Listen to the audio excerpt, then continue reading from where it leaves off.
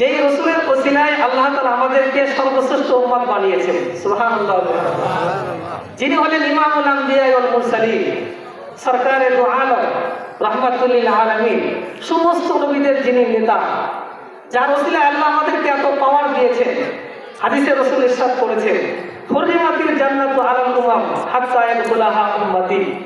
হে আমার উম্মতেরা, আল্লাহ আমার কারণে তোমাদের মানকে কত বাড়িয়ে দিয়েছে, তোমরা কি তা জানো? সাহাবারা প্রশ্ন করলেন, ইয়া রাসূলুল্লাহ, ইয়া হাবিবাল্লাহ, কি আমাদের মান শান কি? রাসূল বলেছেন, যতক্ষণ পর্যন্ত আমার উম্মত জান্নাতে না যাবে ততক্ষণ পর্যন্ত কোন নবীর উম্মত জান্নাতে যেতে পারবে না। সুবহানাল্লাহ। আল্লাহ তাআলা আমাদেরকে ওই বিশ্বনবীর উম্মত বানিয়েছেন। এতে কি আমরা খুশি না নারাজ? কে কে খুশি? লিল্লাহি তাকবীর, লিল্লাহি তাকবীর, লিল্লাহি তাকবীর। আয় আল্লাহ আমাদেরকে ওই নবীর আশিক হিসেবে কবুল করেন।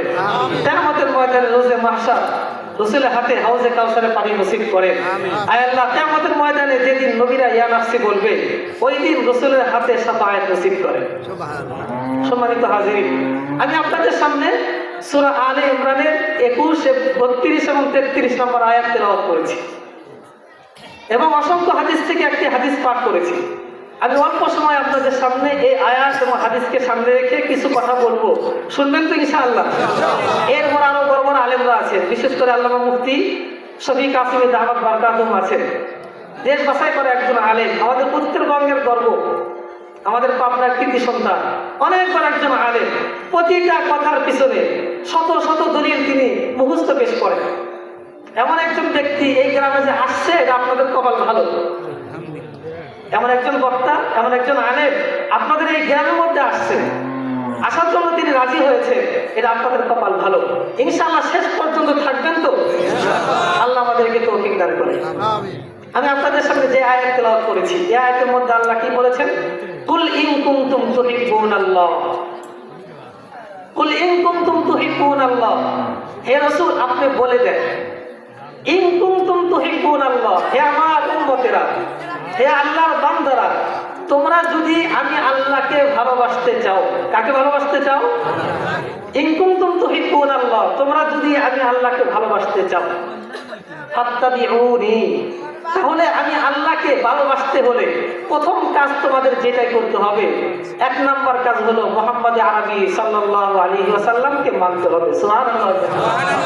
ফাত্তাবিউনি, আপনি বলে যান, যে ব্যক্তি আমি আল্লাহকে মানতে চায়, আমি আল্লাহকে খুশি করতে চাই, জান্নাত পেতে চায়, জাহান্নাম থেকে বাঁচতে চায়, তাকে 1 নাম্বার কাজ করতে হবে, ফাত্তাবিউনি আই ইত্তিবাই মুহাম্মদ, 1 নাম্বার মুহাম্মদকে অনুসরণ করতে হবে।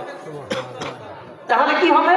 যদি কোনো ব্যক্তি আপনাকে মানে, মুহাম্মদকে মানে, আহমদকে মানে, আমার হাবিবকে মানে, ফায়দা কি হবে? ইউহিব্বুকুমুল্লাহ, আমি আল্লাহ নিজে ওই বান্দাকে মহব্বত করব। সুবহানাল্লাহ। এই ঘোষণা কে দিচ্ছেন? আল্লাহ দিচ্ছেন। কোনো ব্যক্তি যদি, কোনো আমার বান্দা যদি আপনার রাসূলকে মহব্বত করে, ভালোবাসে, আমি আল্লাহ ওই বান্দাকে, ওই উম্মতকে ভালোবাসবো, মহব্বত করব। শুধু এতটুকুই না, ইয়াগফির লাকুম যুনুবাকুম, তার পিছনে যত গুনাহ আছে সব গুনাহ আমি আল্লাহ মাফ করে দিই। আল্লাহ তাআলা কত বড় ঘোষণা দিয়েছে। এই আয়াতের শানে নজুল, যেই প্রেক্ষাপটে এই আয়াতটা নাযিল হয়েছে, মক্কার মধ্যে যারা কাফের ছিল, মদিনাতে যে কাফেররা ছিল, এর মধ্যে 1 নাম্বার ছিল মূর্তি পূজক হিন্দু, 2 নাম্বার ছিল খ্রিস্টান, যারা ঈসা আলাইহিস সালামকে মানার দাবি করত, 3 নাম্বার ইহুদি, যারা মুসা আলাইহিস সালামকে মানার দাবি করত। এরা বলতো যে আমরা তো আল্লাহকে মহব্বত করি, ভালোবাসি, আমরা আল্লাহকে বিশ্বাস করি, আমরা আল্লাহকে মানি, কিন্তু তারা আল্লাহকে মানে আমাদের রাসূলকে মানতে চায় না। মানে এই কথা বুঝাইতে চায়, হে মুহাম্মদ, আপনি যে আল্লাহর কথা বলেন, আমরা তো ওই আল্লাহকেই মানি। আপনি যেমন একজন নবী, আমরা মুসা তো সে একজন নবী। আপনি যেমন একজন নবী, ঈসা আলাইহিস সালাম সেও তো একজন নবী। তা আমরা তো আল্লাহকেও ভালোবাসি, আল্লাহকে মহব্বত করি, আবার একজন নবীকেও মানি। আপনাকে না মানলে কি হবে? মানে ভাবটা এরকম ছিল, আপনাকে না মানলে কি হবে? আপনার থেকে বড় নবী মুসা কালিমুল্লাহ আছে, তাকে আমরা মানি। আপনার থেকে বড় নবী ঈসা রুহুল্লাহ ওয়া কালিমাতুহু, আমরা তাকে মানি, আপনাকে না মানলে কি হবে? আল্লাহ আয়াত নাযিল করলেন, হে রাসূল, আপনি শুনাইয়ে দেন, যত দুনিয়াতে ইহুদি হোক, খ্রিস্টান হোক, বৌদ্ধ হোক, নাসারা হোক, হিন্দু হোক, এমনকি যে ব্যক্তি আমি আল্লাহকে পেতে চাই, জান্নাতে যেতে চাই, জাহান্নাম থেকে বাঁচতে চায়, তাকে এক নাম্বার রাস্তা, একটাই পদ্ধতি, ওই ব্যক্তিকে অবশ্যই মুহাম্মদকে মানতে হবে। সুবহানাল্লাহ। মুআয ইবনে জাবাল থেকে বর্ণিত হাদিস, রাসূলুল্লাহ সাল্লাল্লাহু আলাইহি ওয়াসাল্লাম ইরশাদ করেছেন, হে আমার উম্মতেরা, লাম ইয়াকুন ইহুদিয়্যুন ওয়ালা নাসরানিয়্যুন ইয়াসমাউ মিন হাযিহিল উম্মাহ মিন্নি। এই দুনিয়াতে যে ইহুদি হোক, খ্রিস্টান হোক, বৌদ্ধ হোক, নাস্তিক হোক, মোরতাদ হোক, হিন্দু হোক, যেই হোক না কেন, ওই ব্যক্তির কাছে যদি আমি মুহাম্মাদের নামের কথা পৌঁছে, যে আমি মুহাম্মদ একজন আল্লাহর নবী, আমার পক্ষ থেকে কোনো বাণী তার কাছে পৌঁছে, ওয়ালাম ইউমিন বিল্লাযী উরসিলতু বিহি, আর আমি যে কথা নিয়ে আসলাম, যে আদর্শ নিয়ে আসলাম, এই আদর্শ যদি সে না মানে, তাহলে কিয়ামতের ময়দানে সে কোনোদিন জান্নাতে যেতে পারবে না। বিনা হিসেবে সে জাহান্নামী। চাই সে আল্লাহকে মানুক, চাই সে মুসাকে মানুক, চাই সে ঈসাকে মানুক, চাই সে আদমকে মানুক, চাই সে ইব্রাহিম খলিলকে মানুক, এমনকি সমস্ত নবীকে মেনেছে। শুধুমাত্র আমাদের নবী, বিশ্ব নবীকে মানে নাই, সে জান্নাতি না জাহান্নামী? জান্নাতি না জাহান্নামী? সে নিশ্চিত জাহান্নামী। তাকে কেউ দুনিয়া থেকে ও জাহান্নাম থেকে বাঁচাইতে পারবে না। ওমর রাদিয়াল্লাহু আনহু বিখ্যাত একজন সাহাবী, তিনি একবার রাসূলের কাছে কয়েকটা কাগজ নিয়ে আসলেন। আয়েশা বললেন, ইয়া রাসূলুল্লাহ, ইয়া হাবিবাল্লাহ, এই যে কিছু কাগজ দেখতেছেন আপনি, এটা হলো তাওরাতের কিছু কথা, এটা হলো ইনজিলের কিছু কথা, এটা বিভিন্ন আসমানের কিতাবের কিছু কথা। ওমর, তুমি কি বলতে চাও? বলি, ইয়া রাসূলুল্লাহ, ইয়া হাবিবাল্লাহ, এখানের মধ্যে যে কথাগুলো আছে, এই কথাগুলো সব ভালো ভালো কথা, একটাও খারাপ কথা নেই। আপনি হিন্দুদের বিভিন্ন গীতা পড়বেন, দেখবেন 2-4টা ভালো কথা আছে। আপনি বাইবেল পড়বেন, দেখবেন 2-4টা ভালো কথা আছে। এমন তো দুনিয়া কোনো বিজ্ঞানী নাস্তিকের কথা পড়বেন, আপনি ওখানে 2-4টা ভালো কথা পাবেন। তো ওমর রাদিয়াল্লাহু আনহু বলতেছে, ইয়া রাসূলুল্লাহ, ইয়া হাবিবাল্লাহ, এর তো আসমানে কিতাবও, আবার এখানে 2-4টা ভালো কথাও আছে, আমি কি কথাগুলো মানতে পারি? যখন এই কথা বলেছে, রাসূলের চেহারা লাল হয়ে গেছে। একটু পরে রাসূল বললেন, হে ওমর, তুমি তো ওমর একজন ব্যক্তি, একজন সাহাবী, লাউ কানা মূসা হাইয়ান লামা ওয়াসিআহু বিদুনি ইত্তিবাই। তুমি তো দূরের কথা, যে মূসার কাছে ইনজিল তাওরাত নাযিল হয়েছিল, যে ঈসার কাছে ইনজিল নাযিল হয়েছিল, আজকে যদি তুমি না হয়ে ওই মূসা আর ঈসা দুনিয়ায় থাকতো, আর তারা যদি আমি নবীকে না মানতো, তারাও জাহান্নামে চলে যেত। নাউযুবিল্লাহ। তারাও জাহান্নামে চলে যেত। আর তুমি ওই তো দূরের কথা, তুমি আমাকে বাদ দিয়ে তুমি মূসাকে মানবা, ঈসাকে মানবা, আর তুমি জান্নাতে যাবা, অসম্ভব। মূসাও আমি আর নবীকে না মানলে সে জান্নাতে যেতে পারবে না। এই জন্য আমরা সকলেই জানি, ঈসা আলাইহিস সালাম দুনিয়াতে আসবেন। আগমন করার পরে তিনি যখন আসবেন, তখন তিনি কাকে মানবেন বলেন তো দেখি? আমাদের নবীকে মানবেন। কোন কিতাবকে মানবেন? ইনজিলকে মানবেন না কোরআনকে মানবেন? কোরআনকে মানবেন।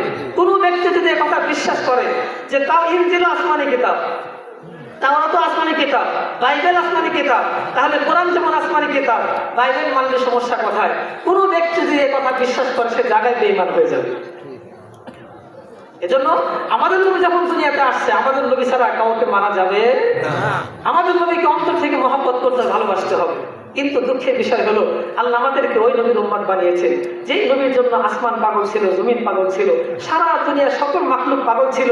আল্লাহ আমাকে ওই নবীর উম্মত বানিয়েছেন। আমার কপাল এত পোড়া যে আমি ওই রাসূলকে চিনতে পারি না। বলবেন যে হুজুর, আমরা তো রাসূলকে চিনি।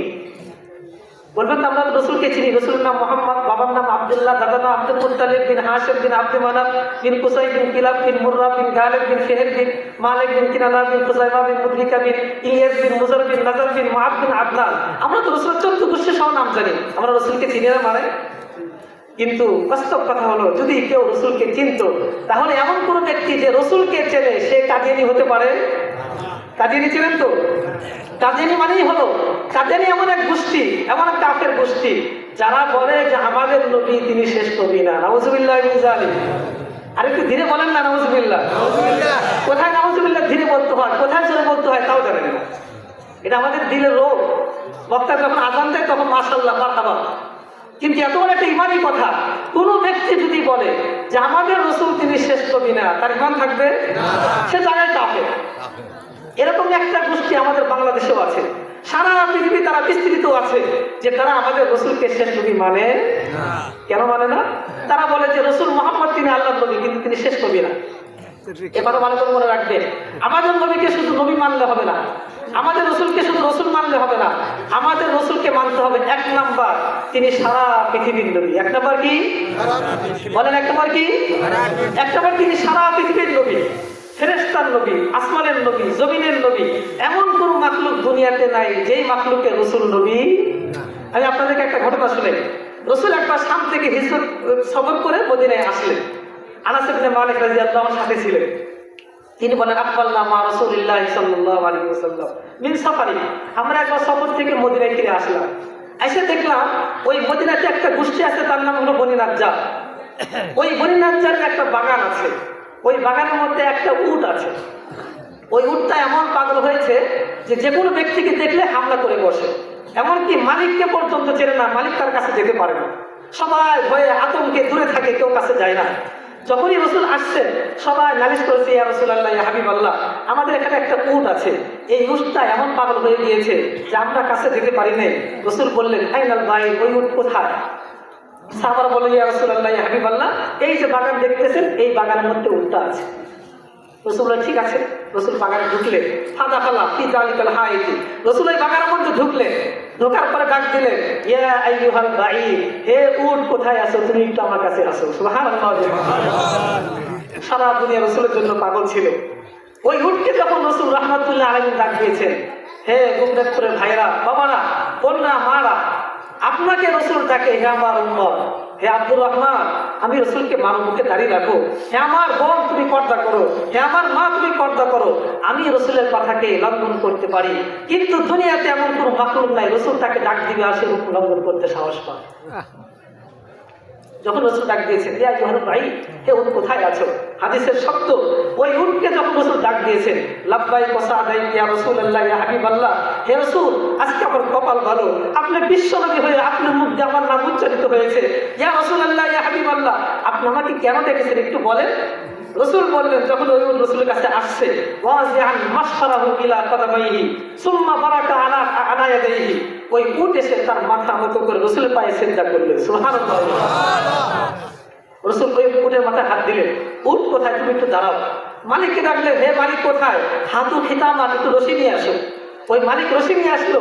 নিয়ে আসার পরে রাসূল কি করলেন, এই গলার মধ্যে রশি লাগাই দিলেন।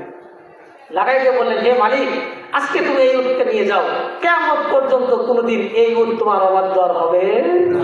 রাসূলের হাতে বরকত, রাসূলের মুখে বরকত। সকল সাহাবায়ে কেরাম আশ্চর্য হয়ে তাকায় আছে। একটা উট রাসূলের কথা শুনে রাসূলকে সিজদা করলো। তখন সাহাবারা বলছেন, ইয়া রাসূলুল্লাহ, ইয়া হাবিবাল্লাহ, একটা উট অবলা প্রাণী, সে যদি আপনাকে সিজদা করতে পারে, আমরা হলাম আপনার উম্মত, আমরা আপনাকে মানি, আল্লাহ আপনাকে আমাদের কাছে পাঠিয়েছেন, তাহলে আমরা কি আপনাকে সিজদা করতে পারি না? রাসূল বললেন, হে আমার সাহাবারা, দুনিয়াতে যদি কোনো ব্যক্তি কারোর জন্য সিজদা করা জায়েজ হতো, লা আমারতুল মারআতা আনতাসজুদা লিজাওজিহা, তাহলে আমি একজন মহিলাকে বলতাম, হে মহিলা, তুমি স্বামীর সাথে খারাপ আচরণ করিও না, বরং পারলে তুমি পায়ে সিজদা করো। সুবহানাল্লাহ, সুবহানাল্লাহ। আমাদের মা বোনরা তারা সব জায়গায় সুন্দর মিষ্টি ভাষায় কথা বলে। যত ভালো আচরণ আছে, বিয়ের সাথে, খালুর সাথে, দুলাভাইয়ের সাথে, মামার সাথে, চাচু ভাইয়ের সাথে, অমুকের সাথে, তমুকের সাথে, বান্ধবীর সাথে, তার চেহারা সৌন্দর্যতা যত সুন্দর হতে পারে সে বাহিরে প্রদর্শনী করে, অথচ যখন তার সামনে স্বামীর সামনে কথা বলে মনে হয় সে একজন দাজ্জাল। হে মা, আপনাকে মনে রাখতে হবে কথা, সারা দুনিয়া মানুষের যদি আপনাকে আল্লাহর ওলি সার্টিফিকেট দেয়, আপনার বয়ানের কাছে যদি এই পরিমাণ হয়, আপনার বয়ান শুনে হাজার হাজার লক্ষ লক্ষ মা-বোন ইসলাম গ্রহণ করেছে, কিন্তু আপনার প্রতি আপনার স্বামী যে কোনো শক্তির কারণে নারাজ, ওই সারা দুনিয়া মানুষকে আপনাকে কোনোদিন জান্নাতে দিতে পারবে, কোনোদিন জান্নাতে দিতে পারবে না। যাই হোক না কেন, সাহাবায়ে কেরাম যখন এই কথা বললেন, রাসূল বললেন, আমাকে সিজদা করা জায়েজ নেই। এরপর রাসূল ফালতাফাতা ইলাইহি, হে আমার সাহাবারা, আমি তোমাদেরকে একটা কথা বলি, মনোযোগ দিয়ে শোনো। সবাই কান খাড়া করে তাকায় আছে। ইয়া রাসূলুল্লাহ, আপনি একটু বলেন কি করতে চান? তখন রাসূল বললেন, হে আমার সাহাবায়ে কেরাম, শুধুমাত্র এই যে উট আমি রাসূলকে চিনলো, আমি রাসূলের ডাকে সাড়া দিল, আমি রাসূলকে সিজদা করলো, তাই কিন্তু না, বরং লাইসা শাইউন বাইনাস সামাই ওয়াল আরদ, এই আসমান এবং জমিনের মাঝে এমন কোনো মাখলুক নাই, চাই তার জান থাক বা না থাক, এমন কোনো প্রাণী নাই, চাই যে হোক না কেন, এমন কোনো মাখলুক দুনিয়াতে নাই যেই মাখলুক লা ইয়ালামু আন্নী রাসূলুল্লাহ, আমি মুহাম্মদ যে আল্লাহ রাসূল, এই কথা জানে না, এমন কোনো মাখলুক দুনিয়াতে নাই। সুবহানাল্লাহ, সুবহানাল্লাহ। দুনিয়া সকল মাখলুক রাসূলকে চিনতে, হাদিসের মধ্যে আসলে রাসূল ইরশাদ করেছেন, হে আমার সাহাবায়ে কেরাম, ইন্নী লা আরিফু হাজারাম বিমাক্কা ইসাল্লিমু আলাইয়া ক্বাবলা আন উবআস। আমি রাসূল কিন্তু এখনো ওই মক্কার অলিতে গলিতে এখনো ওই পাথরকে চিনি, ওই পাহাড়কে চিনি, যেই পাথর আর যেই পাহাড় আমি রাসূলকে, আমি নবী হওয়ার আগে আমাকে সালাম করতো। সুবহানাল্লাহ, সুবহানাল্লাহ। রাসূল মক্কার অলিতে গলিতে ঘোরাফেরা করতেন। কানাল গামাম ইবনি আলাইহি, আকাশের মেঘমালা রাসূলকে ছায়া দিয়ে রাখতো।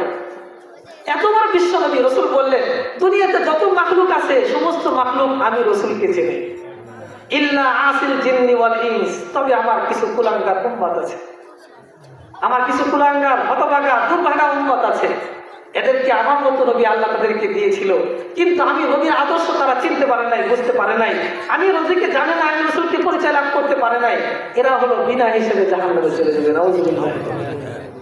ইল্লা আসিল জিন্নি ওয়াল ইনস, শুধুমাত্র কিছু মানুষ অবাধ্য, কিছু উম্মত আছে এমন, দেখতে মানুষ মনে হবে, দেখতে জিন মনে হবে, দেখতে সবকিছুই মানুষের মতো মনে হবে, কিন্তু আমি রাসূল পাওয়ার পর আমি রাসূলকে তারা মানে না।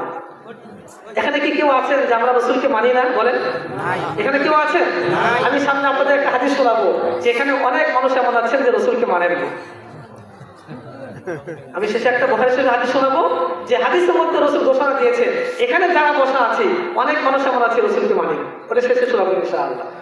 আমি যে কথা বলতেছিলাম, আমাদের নবীকে শুধু নবী মানলে হবে না, এক নম্বর আমাদের নবীকে মানতে হবে তিনি সারা দুনিয়ার সকল মাখলুকের নবী, রাহমাতুল লিল আলামিন। ইন্নী রাসূলুল্লাহি ইলাইকুম জামিয়া, হে রাসূল আপনি ঘোষণা দেন আমি মুহাম্মদ একজন সাধারণ নবী না, বরং দুনিয়াতে যত মাখলুকাত আছে সবার জন্য আমি রাসূল নবী। সুবহানাল্লাহ, সুবহানাল্লাহ। ইন্নী রাসূলুল্লাহি ইলাইকুম জামিয়া। তাহলে এক নম্বর হলো রাসূলের বিষয়ে বিশ্বাস।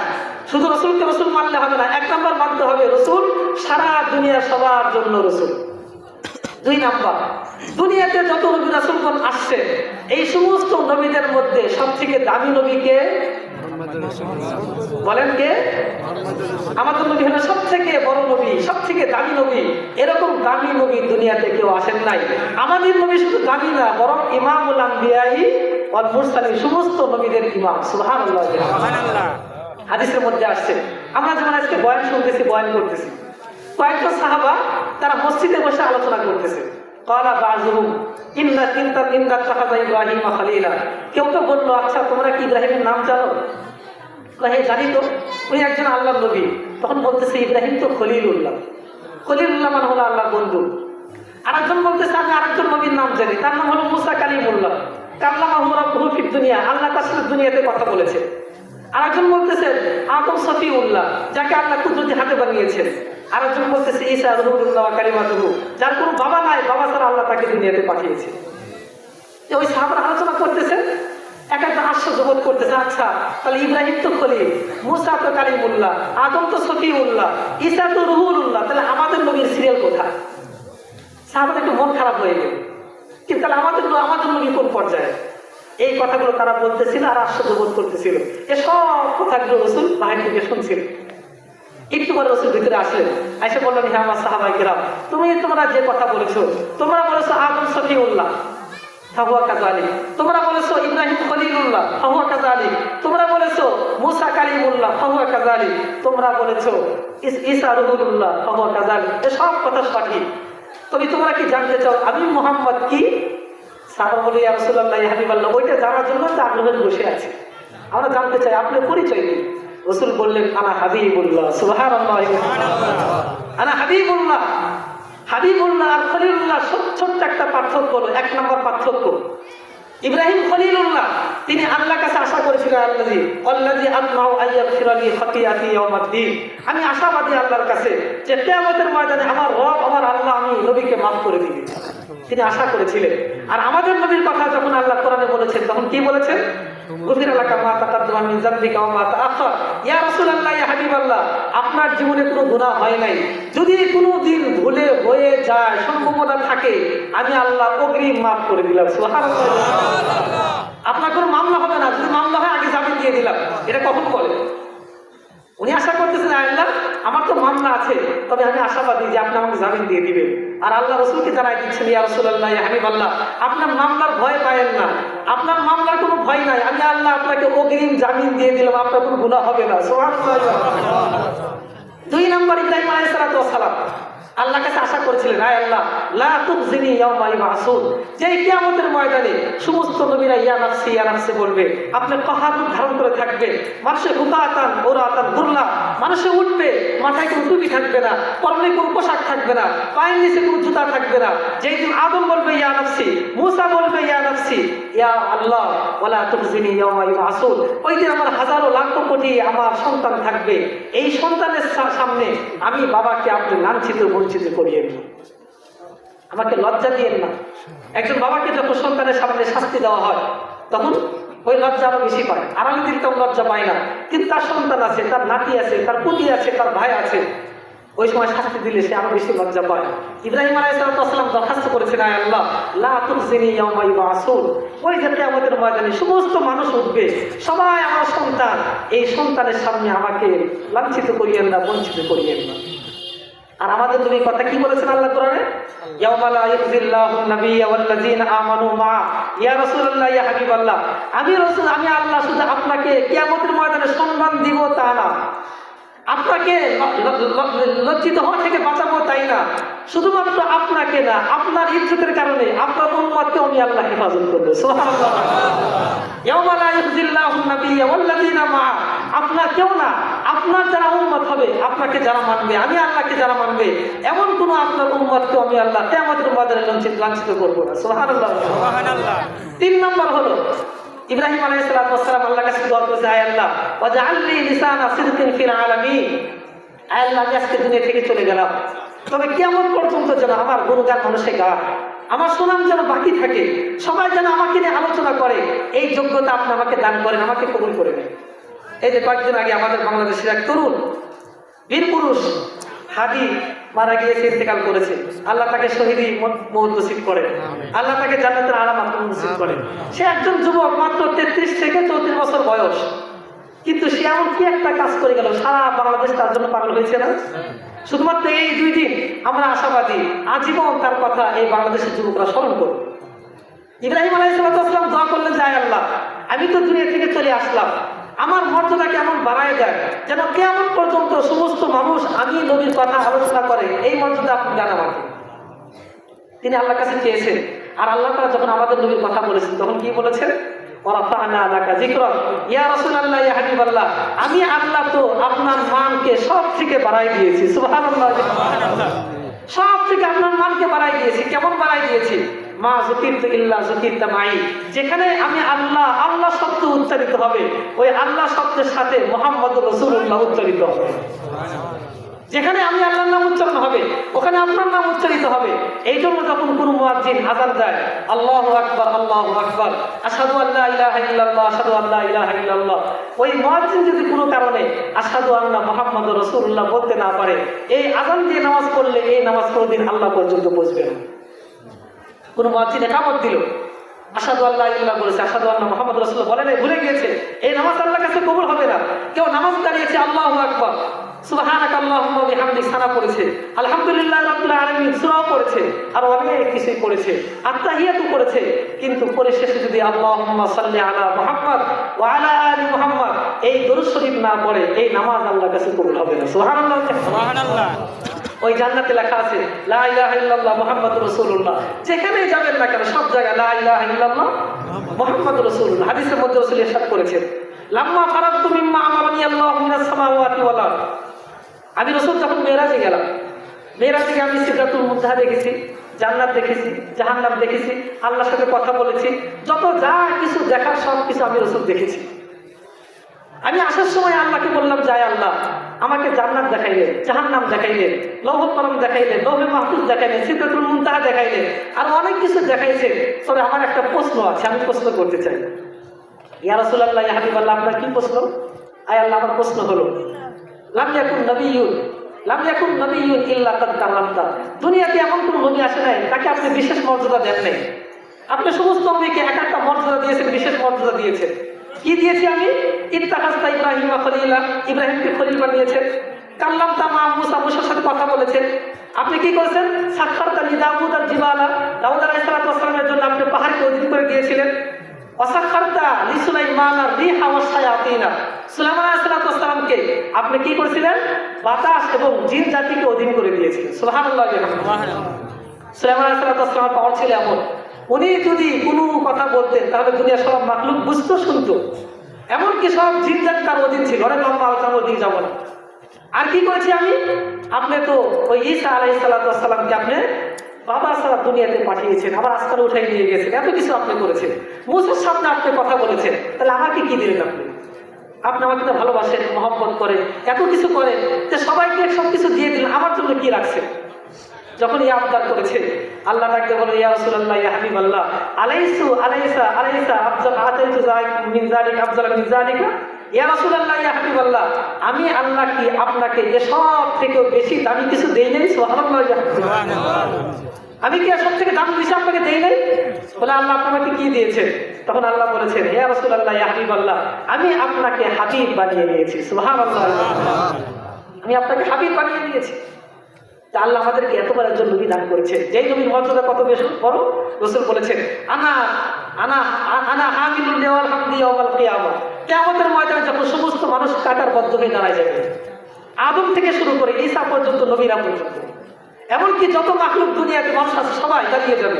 রাসূল বলেন, আমি রাসূল সবার সামনে থাকবো, আমার হাতে মাত্র একটা পতাকা থাকবে। সুবহানাল্লাহ।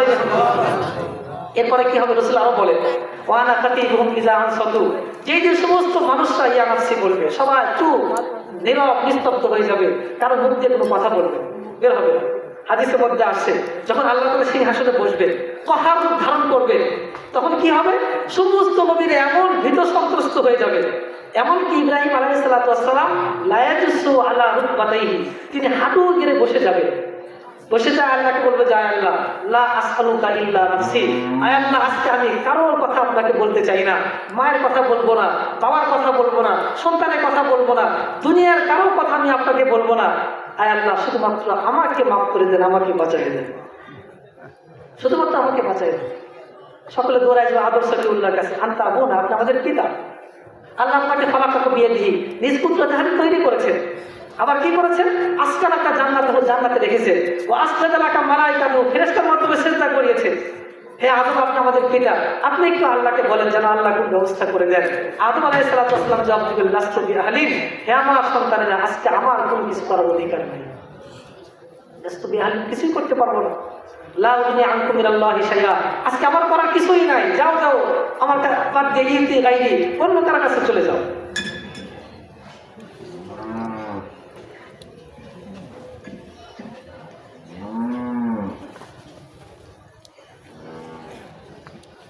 যাও যাও, অন্য কাছে চলে যাও, আমার কাছে কোনো লাভ হবে না।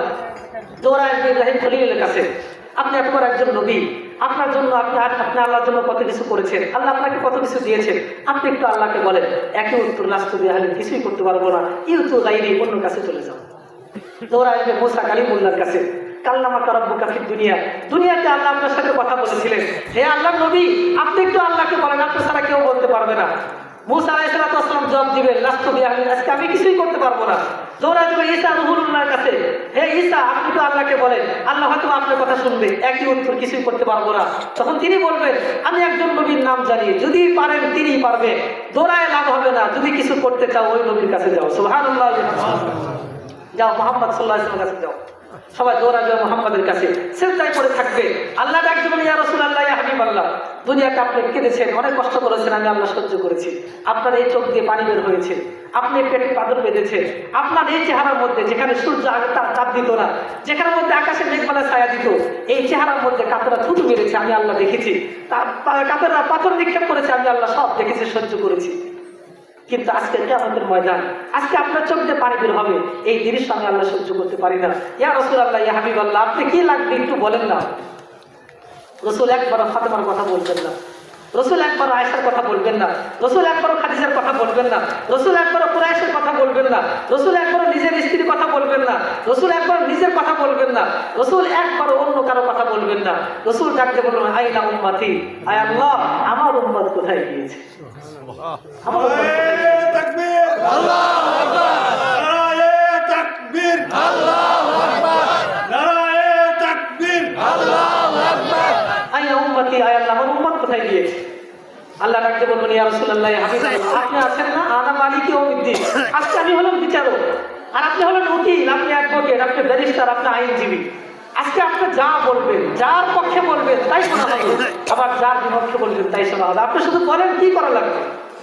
সালতুআতা ইসতাআতু সাফা, আপনি শুধু বলেন আমি আল্লাহ শুনতেছি, আপনি বলেন তাকে জান্নাত দেওয়া লাগবে, আমি আল্লাহ জান্নাত দিচ্ছি। সুবহানাল্লাহ। রাসূলকে আল্লাহ বললেন ইয়া রাসূলুল্লাহ ইয়া হাবিবাল্লাহ, আপনি তো জাহান্নামের কাছে যান, আপনার মন মতো উম্মতকে বের করে নিয়ে আসেন। রাসূল জাহান্নামের কাছে যাবে, লক্ষ লক্ষ গুনাহগার উম্মত, যেই উম্মত রাসূলকে চেনে নাই, ওই রাসূলের সুন্নাতকে লঙ্ঘন করেছিল, রাসূলের আদর্শকে বিলুপ্ত করে দিয়েছিল, রাসূলকে ভুলে গিয়েছিল, ওই দিন রাসূল এই উম্মতকে যদি সরাই দিবে না, রাসূল উম্মতের কাছে যাবে, দুই হাত দিয়ে উম্মতকে বের করে এনে হাউজে কাউসারে পানি পান করে জান্নাতে লক্ষ লক্ষ উম্মতকে আবার জান্নাতে গিয়ে সিজদায় পড়ে যাবে। ইয়া রাসূলুল্লাহ ইয়া হাবিবাল্লাহ, আবার কাঁদেন কেন? বলে আয় আল্লাহ, এখন তো আমার উম্মত বাকি আছে। ইয়া রাসূলুল্লাহ, আবার আপনি যান জাহান্নামের কাছে। রাসূল আবার যাবেন, লক্ষ উম্মতকে বের করে নিয়ে আসবেন, জান্নাতে পৌঁছাই দিবে, আবার সিজদায় পড়ে যাবে। ইয়া রাসূলুল্লাহ, আবার কাঁদেন কেন? আয় আল্লাহ, আমার উম্মত এখনো বাকি আছে। এরকম একবার না, দুইবার না, তিনবার না, চারবার রাসূল সিজদায় পড়বে, আর চারবার জাহান্নামে যাবে, লক্ষ কোটি গুনাহগার উম্মতকে জাহান্নাম থেকে বের করে জান্নাতে নিয়ে যাবে। সুবহানাল্লাহ। ওই রাসূল আল্লাহ আমাদেরকে দিয়েছে। ওই একবার রাসূল যদি কারোর বিরুদ্ধে বলে আয় আল্লাহ, এ তো আমার উম্মত না, আমি এত কষ্ট করে দিনকে রেখে এসেছিলাম, আমি নিজের চিন্তা করি নাই, আমি খন্দকের যুদ্ধে আমি পেটে পাথর বেঁধেছিলাম, খন্দকের যুদ্ধে সাহাবারা আসছেন ইয়া রাসূলুল্লাহ ইয়া হাবিবাল্লাহ, একটু ক্ষুধা লেগেছে, খাবার দেন। বলে কি ক্ষুধা লেগেছে? সবাই জামা উঁচু করে দেখায়, ইয়া রাসূলুল্লাহ ইয়া হাবিবাল্লাহ, দেখেন এই যে ক্ষুধার কারণে পেটে পাথর বাঁধেছি। রাসূল কোনো উত্তর দেন না, রাসূল কি করবে?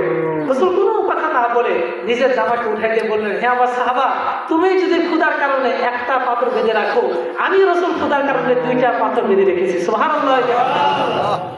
ইয়া আমার সাহাবায়ে কিরাম, আল্লাহুম্মা লা আইশা ইল্লা আইশাল আখিরা, এই দুনিয়ার কষ্ট কষ্ট না, দুনিয়ার অশান্তি অশান্তি না, দুনিয়ার দুঃখ দুঃখ না, তোমরা একটু আল্লাহকে মানো, দিনে কাজ করো, আল্লাহ তোমাদেরকে আখিরাতে যে শান্তি দিবেন ওই শান্তি কোনদিন শেষ হবে না। ওই রাসূলকে আল্লাহ আমাদেরকে দিয়েছিলেন। ওই রাসূল যদি একবার বলে আয় আল্লাহ, এ কিন্তু আমার উম্মত না, রাসূলও মামলা করবেন একবার, সবাই পানি পান করার জন্য হাউজে কাছে কাছে আসবে, রাসূল পানি দিবেন, পান করে জান্নাতে চলে যাবে। এরকম আস্তে আস্তে আস্তে আস্তে এক পর্যায়ে কিছু লোক আসবে, মাঝখানে একটা কালো পর্দা পড়ে যাবে। রাসূল বললেন, হে ফেরেশতারা, এটা তো আমার উম্মত, কেন বাধা দিলা? ফেরেশতারা ডাকতে বলবেন, হে আল্লাহ রাসূল, আপনি যেই দিনের জন্য তায়েফের ময়দানে শরীর থেকে রক্ত জড়িয়েছিলেন, আপনি যেই কষ্ট করেছিলেন, রাসূল বলেছেন, হে আমার আয়েশা জিজ্ঞেস করেছে, ইয়া রাসূলুল্লাহ ইয়া হাবিবাল্লাহ, আপনি দুনিয়াতে সবচেয়ে বেশি কষ্ট কবে পেয়েছেন? রাসূল বলেন, হে আয়েশা, আমি যেই দিন তায়েফে গিয়েছিলাম, ওই তায়েফবাসী আমার সাথে এমন নির্মম আচরণ করেছিল, এমন দুঃখ কষ্ট আমি দুনিয়াতে কোনোদিন পাইনি। কি আচরণ? রাসূল বলেন, আয়েশা, আমি যখন তায়েফে গিয়েছিলাম, মন খুলে তাদেরকে ইসলামের কথা বলেছিলাম, এই অপরাধে তারা আমাকে কেমন মারধর করেছিল, যুবকদেরকে লেলিয়ে দিয়েছিল, ওই যুবকরা রাস্তার দুই পাশে দাঁড়িয়ে আমাকে লক্ষ্য করে পাথর ছুটতেছিল, আমার চেহারা ক্ষত বিক্ষত হয়ে আমার শরীর থেকে রক্ত জড়তে জড়তে পা পর্যন্ত পৌঁছে গিয়েছিল। আমি রাসূল ক্লান্ত হয়ে একবার বলেছিলাম, হে তায়েফবাসী, আমাকে একটু ছেড়ে দাও, আমাকে একটু সুযোগ দাও, আমি তোমাদেরকে ইসলামের কথা বলবো না, আমি ক্লান্ত হয়ে গেছি, আমি হাঁটতে পারি না, ক্ষুধা লেগেছে, আমাকে একটু ছেড়ে দাও, আমি একটু আরাম করে মক্কায় ফিরে যাবো, তোমাদেরকে একবারও দিনে কথা বলবো না। ওই নির্মম তায়েফবাসী আমি রাসূলের কথা শুনে নাই, বরং আমাকে উঠায়া দুই হাতে ধাক্কা দিয়ে ফেলে দিয়েছে। আয়েশা, তুমি আরো শুনতে চাও? যেই দিন আমাকে ধাক্কা দিয়ে ফেলে দিয়েছিল, আমি রাসূল জ্ঞান হারাই ফেলেছিলাম, হুঁশ ছিল না। অনেকক্ষণ পরে যখন আমার হুঁশ ফিরেছে, আমাকে টেনে হিসড়ে তায়েফ থেকে বের করে দূরে পাঠিয়ে দিয়েছে। আমি যখন হুঁশ ফিরেছে, ওয়ানা আব্দুল্লাহ বিন সাআলি, আমি রাসূল দেখি তায়েফ থেকে অনেক দূরে এক মরুভূমিতে পড়ে আছি, পাশে কোনো মানুষ নাই, কোনো গাছপালা নাই, কোনো পাথর মধ্যে কোনো কিছু নেই। আমি রাসূল হুঁশ ফিরল, দেখলাম পাশে কেউ নাই। আমি রাসূল আসমান দিকে চেহারা উঠাইলাম, কানাল গোলাম ইবনি আলাইয়া, দেখলাম আকাশের মেঘমালা আমি রাসূলকে ছায়া দিয়ে আছে। সুবহানাল্লাহ। একটু পরে কি হলো? একটু পরে ওই মেঘমালা ফেটে গেল। সালাম আসলো, আসসালাতু ওয়াসসালামু আলাইকা ইয়া রাসূলুল্লাহ ইয়া হাবিবাল্লাহ, আনা জিবরিল, মাই মালাকুল জিবাল, মাই মালাকুল নার, মাই মালাকুল বাহার, ইয়া রাসূলুল্লাহ ইয়া হাবিবাল্লাহ, আমি জিবরিল, আমার সাথে বাতাসের ফেরেশতা আছে, আমার সাথে পাহাড়ের ফেরেশতা আছে, আমার সাথে আগুনের ফেরেশতা আছে, আমার সাথে সমুদ্রের ফেরেশতা আছে। আজকে আপনি একটু শুধু বলবেন, উতাব্বিকুহুম বাইনাল আকসাবাই, এই তায়েফবাসীকে দুই পাহাড়ের মাঝখানে পিষে ফেলে দিয়ে যাব। আপনি শুধু একবার বলেন, আল্লাহ সহ্য করতে পারেন নাই, আল্লাহ আমাকে পাঠিয়ে দিয়েছে। রাসূল হাত উঠেছে, ফেরেশতারা প্রস্তুতি নিচ্ছে, রাসূল বললেই তো শেষ করে দিতে হবে। রাসূল হাত উঠেছেন, হাত উঠে কি বলেছেন? আল্লাহুম্মা হাদি কওমি ফাইন্নাহুম লা ইয়ালামুন। আয় আল্লাহ, এরা তো আমি রাসূলকে চিনে না। যদি এরা চিনতো, আমি রাসূলকে মানা তো দূরের কথা, আমি রাসূলের জন্য জীবন দিয়ে দিত। তারা আমাকে মানা তো দূরের কথা, আমার জন্য সব বিসর্জন দিয়ে দিত। আয় আল্লাহ, এরা তো আমাকে চেনে না। বাল আরজু আই ইখরিজাল্লাহু মিন আসলাবিহিম মা ইয়াবুদুল্লাহ ওয়া লা ইশরিকু বিহি শাইআ। আয় আল্লাহ, আমি আশাবাদী এই তাইফ থেকে এমন যুবক দুনিয়াতে জন্মগ্রহণ করবে যেই সমস্ত ইসলাম মানবে তাই না, আর ওই যুবক আমার জন্য জীবনটা পর্যন্ত দিয়ে দিবে। সুবহানাল্লাহ। ওই রহমাতুল্লিল আলামিন আমরা পেয়েছি, কিন্তু আমাদের দুর্ভাগ্য হলো রাসূলকে চিনতে পারি নাই। যদি চিনতে পারতাম তাহলে এই বাংলাদেশের কোন ব্যক্তি কাদিয়ানী হয়ে যায় বলেন? রাসূল আছে যেখানে আমরা আছি সেইখানে, কোরআন আছে যেখানে আমরা আছি সেইখানে, রাসূল আছে যেখানে আমরা আছি সেইখানে, কোরআন আছে যেখানে আমরা আছি সেইখানে, রাসূল আছে যেখানে আমরা আছি সেইখানে। যদি আমরা রাসূলকে চিনতাম তাহলে এই বাংলাদেশের মুসলমান কিভাবে কাদিয়ানী হয়ে যায়? একেবারে সাম্প্রতিক ঘটনা, আমাদের এই শাহজাহানপুর পৌরসভা উপজেলা এর আশেপাশে 100-এর উপর কাদিয়ানী হয়ে গেছে। নাউজুবিল্লাহ। কাদিয়ানী মানে কারা? যারা গোলাম আহমদ কাদিয়ানীর নবী মানে, আমাদের নবীকে শেষ নবী মানে। কোন ব্যক্তি যদি আমাদের নবীকে শেষ নবী না মানে সে জায়গায় কাফের, আর বলতে কোনো সন্দেহ নাই। যে সন্দেহ করবে সেও কাফের। যে সন্দেহ করবে আমাদের নবীকে শেষ নবী মানে না, সন্দেহ লাগে। হতে পারে আরেকজন নবী হতে পারে, যে এই বিশ্বাস করবে, যে এই ধারণা করবে, সেই জায়গায় কাফের। সে যে হোক না কেন, হতে পারে সে নামাজ পড়বে, হতে পারে সে জাকাত দিবে, হতে পারে সে হজ করবে, হতে পারে সে বাইতুল্লাহ পাক অবস্থায় মারা যাবে, কিন্তু সে কোনদিন জান্নাতের কাছে যেতে। এরকম কাদিয়ানী আমাদের বাংলাদেশে শত শত জন্ম নিচ্ছে। এদের ধারণা কি, বিশ্বাস কি? এদের বিশ্বাস হলো এরা আমাদের নবীকে শেষ নবী মানে না। 2 নম্বর এদের বিশ্বাস হলো মুহাম্মাদের কাছে যেমন কোরআন নাজিল হয়েছে তার কাছেও কোরআন নাজিল হয়েছে। নাউজুবিল্লাহ। কেউ যদি এই কথা বলে যে কোরআন আসমানি কিতাব যেমন অন্যটাও আসমানি কিতাব আরো আছে, আসবে, ঈমান থাকবে। তার 3 নম্বর দাবি হলো মুহাম্মাদের কাছে যেমন জিবরাইল আসছে, আমার কাছে জিবরাইল আসে। 4 নম্বর দাবি হলো মুহাম্মদকে যারা মানে নাই ওই যুগে তারা যেমন কাফের, আজকে এই যুগে আমি মির্জা গোলাম আহমদ কাদিয়ানীকে যে মানবে না সেও কাফের। নাউজুবিল্লাহ। তাহলে কাদিয়ানী যে কাফের এর মধ্যে কোনো সন্দেহ আছে? কাদিয়ানীদের মানি না, মানি না, মানবো না, মানবো না, কাদিয়ানীদের মানি না, মানবো না, মানবো না, কাদিয়ানীদের মানি না, মানবো মানবো না। না। অথচ আমরা ওই রাসূলের উম্মার সামনে আছি। আমার সামনে যদি আমার বাবার ইজ্জত দিয়ে কেউ টানাটানি করে, আমি কি চুপ করে বসে থাকবো? না। কি বলে? না। কোন আদর্শবান সন্তান তার সামনে বাবাকে দিয়ে গাড়ি দেওয়া হচ্ছে, বাবার ইজ্জত দিয়ে টানাটানি করা হচ্ছে, তাহলে ওই সন্তান কি বসে থাকতে পারে? তাহলে যে ব্যক্তি বলবে আমি রাসূলের উম্মত, আমি আশিকে রাসূল, আমি রাসূলকে ভালোবাসি, আমি রাসূলকে মহব্বত করি, তার সামনে কেউ দাবি করবে, কথা বলবে মুহাম্মদ শেষ নবী না, সে চুপ করে বসে থাকতে পারে? রাসূলের যুগে মুসাইলামাতুল কাজ্জাব সে দাবি করেছিল আমি নবী। আবু বকর সিদ্দিক রাদিয়াল্লাহু আনহু বিশাল এক বাহিনী পাঠিয়ে তাকে জায়গায় হত্যা করে ফেলেছিল। এই গোলাম আহমদ কাদিয়ানী যখন সে দাবি করেছিল আমি নবী, তার জন্ম হলো 1835 খ্রিস্টাব্দে। সে ওই 1880 খ্রিস্টাব্দে দাবি করেছে আমি মুজাদ্দিদ, আমি হলাম মামুন মিনাল্লাহ, আমি হলাম মুহাক্কাস। এরকম বিভিন্ন দাবি করেছে যে আমার কাছে আল্লাহর পক্ষ থেকে বিভিন্ন কথা আসে। প্রথম নবী দাবি করেন। এরপরে 1879 খ্রিস্টাব্দে সে একটা দল তৈরি করেছে, নাম দিয়েছে জামাতে আহমদিয়া। এরপরে 91-তে সে দাবি করেছে আমি হলাম মাসিহে মাউউদ, অর্থাৎ কোরআনে যে আল্লাহ বলেছেন ঈসা আলাইহিস সালাম আমার দুনিয়াতে আসবেন, আমি হলাম ওই ঈসা। নাউজুবিল্লাহি মিন যালিক। এরপরে সে আবার দাবি করেছে আমি হলাম ইমাম মাহদী, যে মাহদী কিয়ামতের আগে আসবে, ইমাম মাহদী। এরপরে সে কি করেছে 1900 খ্রিস্টাব্দে 1901 এই 1900 এবং 1901-এ সে দাবি করেছে মুহাম্মদ যেমন একজন নবী, আমিও একজন নবী। নাউজুবিল্লাহ। আমাদের এই বাংলাদেশে আজ পর্যন্ত অনেকবার আন্দোলন করা হয়েছে কাদিয়ানীকে কাফের ঘোষণা করার জন্য, কিন্তু আমরা পারি নাই। কেন? কারণ প্রশাসনের জায়গায় জায়গায় ওই কাদিয়ানীরা বসা আছে। আপনি মনে করছেন ঘুমায় আছেন, কেউ কাদিয়ানী হচ্ছে না। শত শত মানুষ কাদিয়ানী হয়ে যাচ্ছে, শত শত মানুষ কাদিয়ানী হয়ে যাচ্ছে। এখন সারা পৃথিবীতে তাদের সংখ্যা কয়েক কোটি, আমাদের বাংলাদেশে লাখে কয়েক লাখ পার হয়ে গেছে। আমাদের সাদাতপুরে অনেক কাদিয়ানী হয়ে গেছে, আমাদের কোনো হুঁশ নেই। অথচ সাহাবায়ে কেরাম তাদের সামনে যে দাবি করেছে আমি নবী, তারা তো জায়গায় হত্যা করে রাসূলের হক আদায় করেছেন। ইয়া রাসূলুল্লাহ, ইয়া হাবিবাল্লাহ, আমরা আপনাকে মানি, আল্লাহ আমাদেরকে আপনার উম্মত বানিয়েছেন। দিয়েছে, ইয়া রাসূলুল্লাহ আপনি দেখেন আপনার দিন রক্ষা করার জন্য আমি জীবনটা দিয়ে দিলাম, তাকে হত্যা করে ফেললাম। আমরা যে দাবি করি আমরা রাসূলের উম্মত, ওই রাসূলের ইজ্জত আমার সামনে নষ্ট হচ্ছে, আমি কি করতেছি বলেন? শুধু জিলাপি আর খিচুড়ি নিয়ে মারামারি টানাটানি, কি আমার মিলাদ নিয়ে মারামারি টানাটানি, এটা কি রাসূলের আদর্শ মহব্বত? আসল মহব্বত তো এইটা, আমার সামনে রাসূলের কোনো আদর্শ বিলুপ্ত হবে আমি সহ্য করতে। আবু বকর সিদ্দিক রাদিয়াল্লাহু আনহু যখন তার বয়স 60 পার হয়ে গিয়েছে, রাসূল ইন্তেকালের পরে সামান্য একটা মাসলা নিয়ে ওমর বলেছিলেন, হে আবু বকর আপনি এই মাসলা আগে কোনো আপনি নাক গলায়েন না, আগে আপনি আপনার ক্ষমতাকে শক্তিশালী করেন, খেলাফতকে মজবুত করেন, যখন আপনি বড় সব দেশ দখল করে ফেলবেন তখন আপনি এগুলো বিচার করেন, এখন কিছু বলতে যান না। কেন? এখন বললে মারামারি লেগে যাবে, আপনি এই রাষ্ট্র টিকে রাখতে পারবেন না।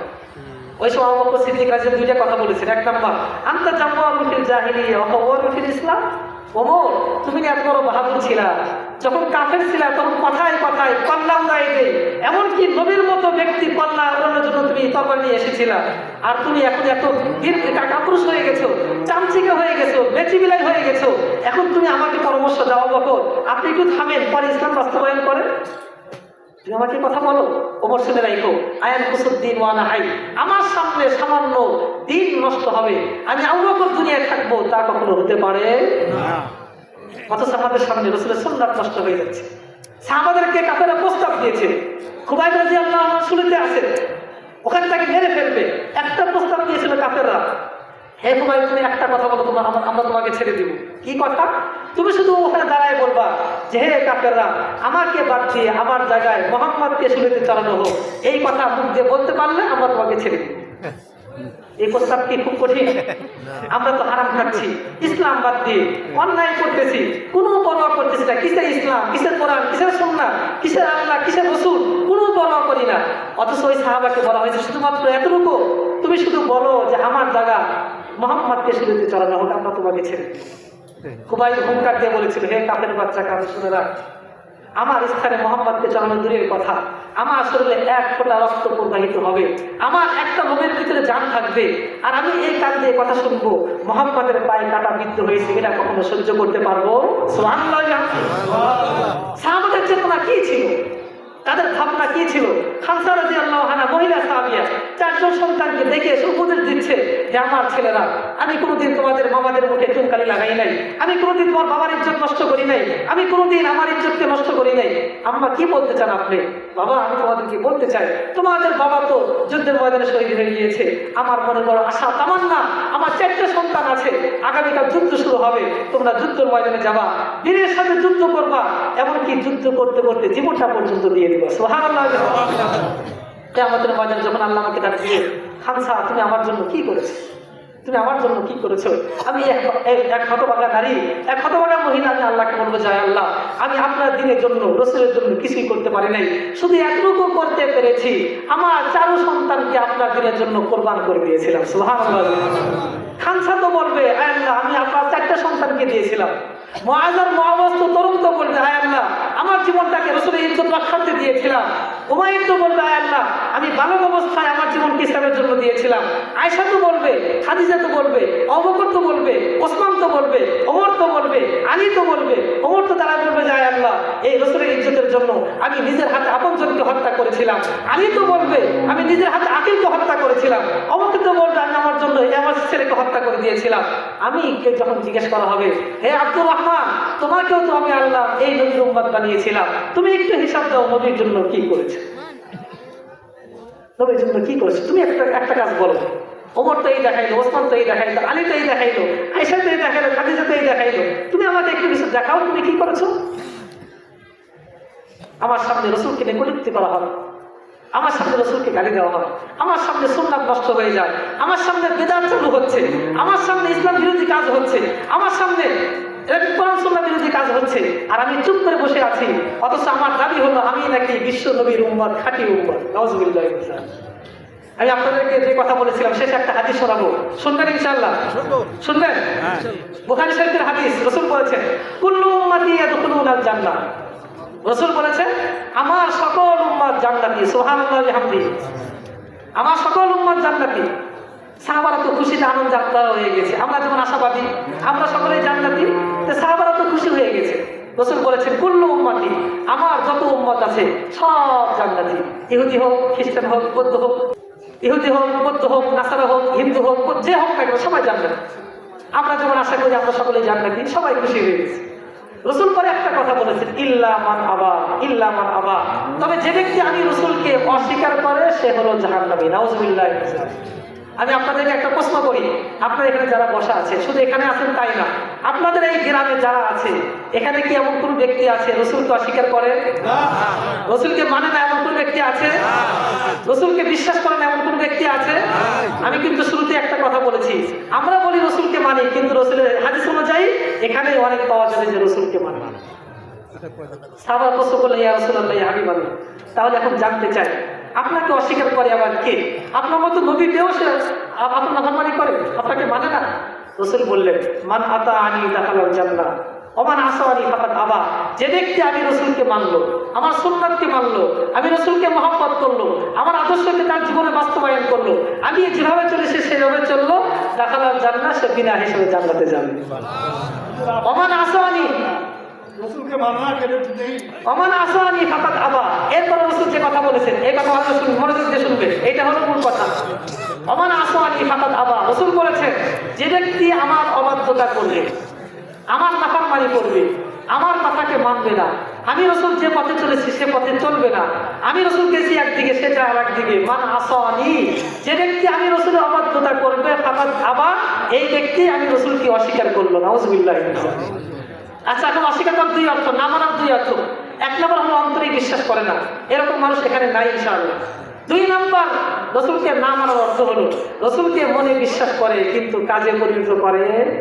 রসুল দাড়ি রেখেছেন, মুখে দাড়ি নাই, মাথায় টুপি ছিল টুপি নাই, ইসলামের পোশাক নাই, রসুল যে আদর্শ অনুযায়ী চলেছেন ওই আদর্শ তার মধ্যে নাই, তার স্ত্রী পর্দা করে না, সে পাঁচ ওয়াক্ত নামাজ পড়ে না, দিন মানে না, রসুলের কথা অনুযায়ী এই ব্যক্তিও আমি রসুলকে অস্বীকার করলো। নাউজুবিল্লাহ। এখন তো বলেন তো দেখি, এরকম মানুষ আমাদের সমাজে আছে কি নাই? নামাজ পড়ে না আছে কি নাই? রোজা রাখে না আছে কি নাই? হজ করে না আছে কি নাই? যাকাত দেয় না আছে কি নাই? সুদী কারবারে জড়িত আছে কি নাই? বন্ধুদের হক নষ্ট করে আছে কি নাই? জুলুম অত্যাচার করে আছে কি নাই? মিথ্যা কথা বলা আছে কি নাই? ওজনে কম দেয় আছে কি নাই? এক কথায় যারা করণীয় এগুলো করে না, যেটা বর্জনীয় এগুলো করে, এই ব্যক্তির কথাই রাসূল হাদিসে বলেছেন, মান আসানি ফাকাদ আবা, যে ব্যক্তি আমি রাসূল অবাধ্যতা করলো সে হলো আমি রাসূলকে অস্বীকার করলো। নাউজুবিল্লাহ। এখন বলে যে আমরা রাসূলকে মানতে চাই, কে কে হাত উঠান? লিল্লাহি তাকবীর, লিল্লাহি তাকবীর, লিল্লাহি তাকবীর। আল্লাহ আমাদেরকে বাস্তবে রাসূলকে মানার তৌফিক দান করেন, আমাদেরকে খাঁটি আশিক রাসূল হিসেবে কবুল করেন, কিয়ামতের ময়দানে রাসূলের শাফায়াত নসিব করেন। আচ্ছা, এখন একটু নিয়ত করতে পারি না ইনশাআল্লাহ যে হুজুর পিছনে যা করেছে নামাজ পড়ি নাই, এখন থেকে আর নামাজ কাজা করব না, পারবো ইনশাআল্লাহ? একটু কে হাত তুলতে দেখি একটু। লিল্লাহি তাকবীর, লিল্লাহি তাকবীর, লিল্লাহি তাকবীর। আল্লাহ আমাদেরকে পাঁচ ওয়াক্ত নামাজ পড়ার তৌফিক দান করেন, আমাদেরকে পরিপূর্ণ দিন মেনে চলার তৌফিক দান করেন। ওয়া আখিরু দাওয়ানা আলহামদুলিল্লাহি রাব্বিল আলামিন। আসসালামু আলাইকুম।